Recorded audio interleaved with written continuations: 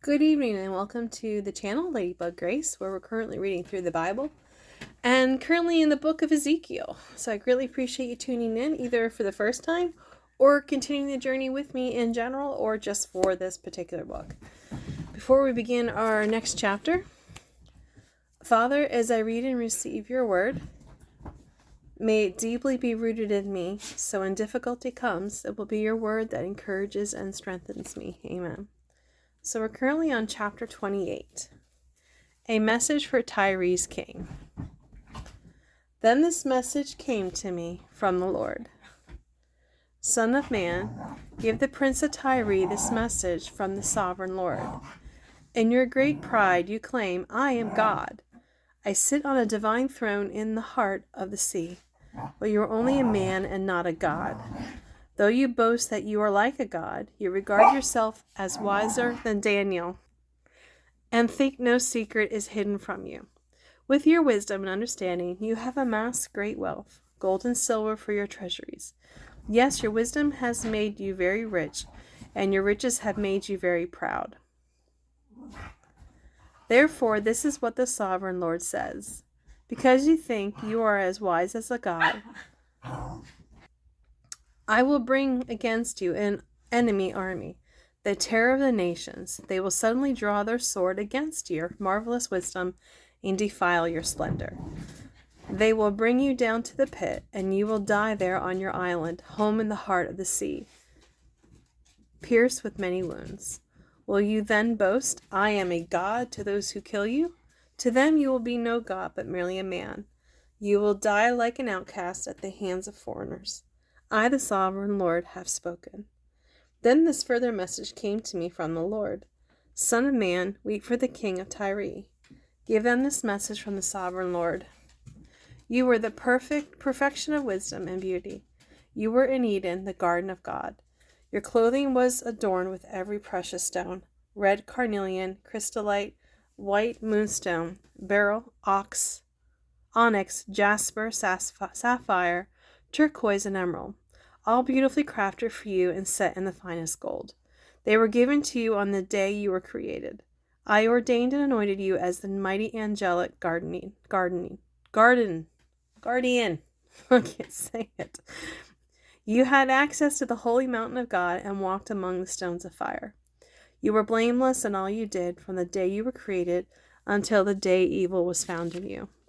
Your great wealth filled you with violence, and you sinned. So I banished you from the mountain of God. I expelled you, O mighty guardian.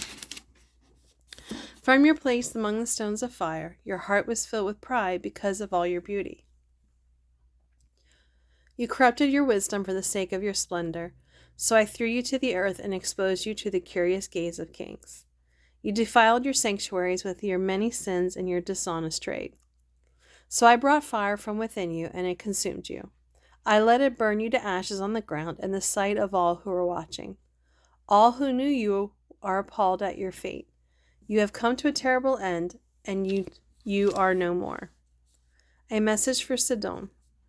Then another message came to me from the Lord. Son of man, look toward the city of Sidon and prophesy against it.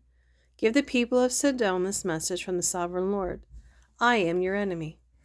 O Sidon, I will reveal my glory by what happens to you. When I bring judgment against you and reveal my holiness among you, everyone watching will know that I am the Lord. I will send a plague against you, and blood will be spilled in your streets. The attack will come from every direction, and your people will lie slaughtered within your walls. Then everyone will know that I am the Lord. No longer will Israel's scornful neighbors prick and tear at her like thorns and briars. For then they will know that I am the sovereign Lord.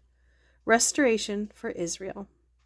This is what the sovereign Lord says. The people of Israel will again live in their own land, and the land I gave my servant Jacob. For I will gather them from the distant lands where I have scattered them. I will reveal to the nations of the world my holiness among my people. They will live safely in Israel and build their homes and plant their vineyards. And when I punish the neighboring nations that treated them with contempt, they will know that I am the Lord their God.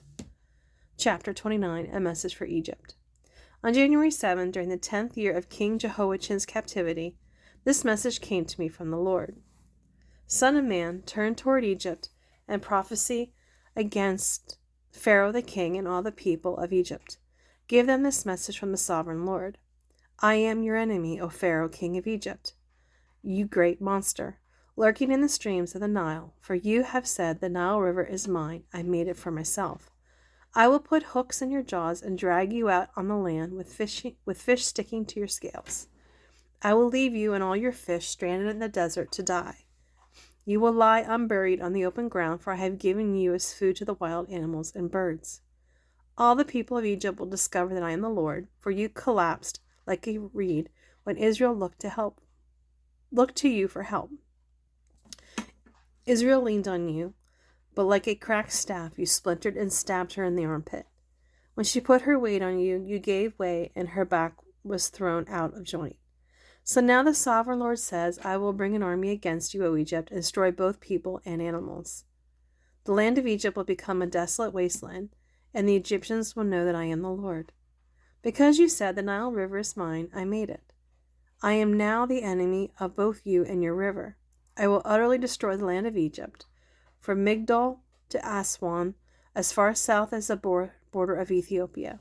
For 40 years not a soul will pass that way, neither people nor animals. It will be completely uninhabited. I will make Egypt desolate, and it will be surrounded by other desolate nations. Its cities will be empty and desolate for 40 years, surrounded by other desolate cities. I will scatter the Egyptians to distant lands. But the sovereign Lord also says, at the end of the 40 years, I will bring the Egyptians home again from the nations to which they have been scattered. I will restore the prosperity of Egypt and bring his people back to the land of Pathros in southern Egypt from which they came. But Egypt will remain an unimportant, minor kingdom. It will be the lowliest of all the nations, never again great enough to rise above its neighbors. Then Israel will no longer be tempted to trust in Egypt for help. Egypt's shattered condition will remind Israel of how sinful she was to trust Egypt in earlier days. Then Israel will know that I am alone and the sovereign Lord. Nebuchadnezzar to conquer Egypt. On April 26, during the 27th year of King Jehoiachin's captivity, this message came to me from the Lord. Son of man, the army of King Nebuchadnezzar of Babylon fought so hard against Tyre that the warriors' heads were rubbed bare and their shoulders were raw and blistered. Yet Nebuchadnezzar and his army won no plunder to compensate them for all their work. Therefore, this is what the sovereign Lord says. I will give the land of Egypt to Nebuchadnezzar, king of Babylon. He will carry off their wealth, plundering everything they have to pay his army. Yes, I have given him the land of Egypt as a reward for his work, says the sovereign Lord, because he was working for me when he destroyed Tyre. And the day will come when I will cause the ancient glory of Israel to revive, and then at last your words will be respected. Then they will know that I am the Lord. Chapter 30, A Sad Day for Egypt. This is another message that came to me from the Lord. Son of man, prophesy and give this message from the sovereign Lord. Weep, for the terrible day is almost here, the day of the Lord. It is a day of clouds and gloom, a day of despair for the nations. A sword will come against Egypt, and those who were slaughtered will cover the ground. Their wealth will be carried away and their foundations destroyed. The land of Ethiopia will be ravished. Ethiopia, Libya, Lydia, and Arabia, with all of their other allies, will be destroyed in that war. For this is what the Lord says. All of Egypt's allies will fall, and the pride of their power will end.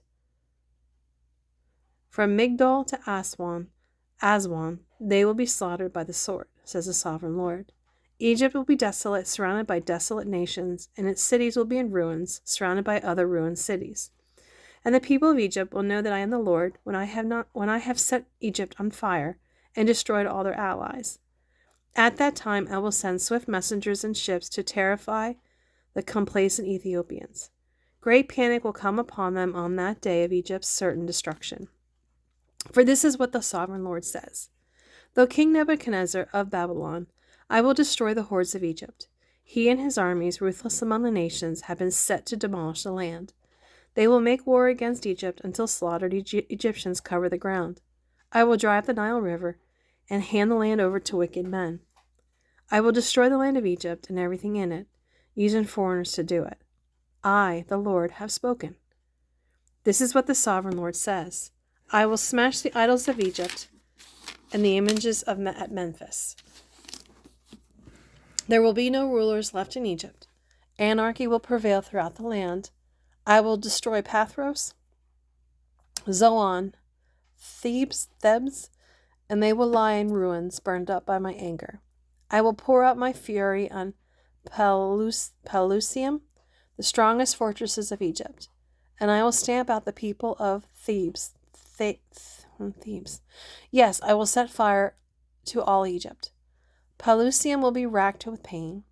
Thebes will be torn apart. Memphis will live in constant terror. The young men of Heliopolis and Bubastis will die in battle, and the women will be taken away as slaves.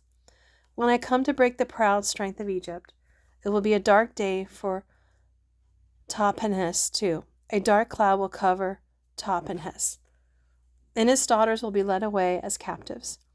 And so I will greatly punish Egypt, and they will know that I am the Lord. The broken arms of Pharaoh. On April 29th, during the 11th year of King Jehoiachin's captivity, this message came to me from the Lord. Son of man, I have broken the arm of Pharaoh, the king of Egypt. His arm has not been put in a cast so that it may heal, neither has it been bound up with a splint to make it strong enough to hold a sword. Therefore, this is what the sovereign Lord says. I am the enemy of Pharaoh, the king of Egypt. I will break both of his arms, the good arm along with the broken one, and I will make his sword clatter to the ground. I will scatter the Egyptians to many lands throughout the world. I will strengthen the arms of Babylon's king and put my sword in his hand. But I will break the arms of Pharaoh, king of Egypt, and he will lie there mortally wounded, groaning in pain. I will strengthen the arms of king of Babylon, while the arms of Pharaoh fall useless to his sides. And when I put my sword in the hand of Babylon's king, and he brings it against the land of Egypt, Egypt will know that I am the Lord. I will scatter the Egyptians among the nations. Then they will know that I am the Lord. Well, thank you for joining me tonight. I greatly appreciate you tuning in and going through this journey with me. I hope you're having a great day and a blessed day, whatever day you are listening to this. And until tomorrow, bye.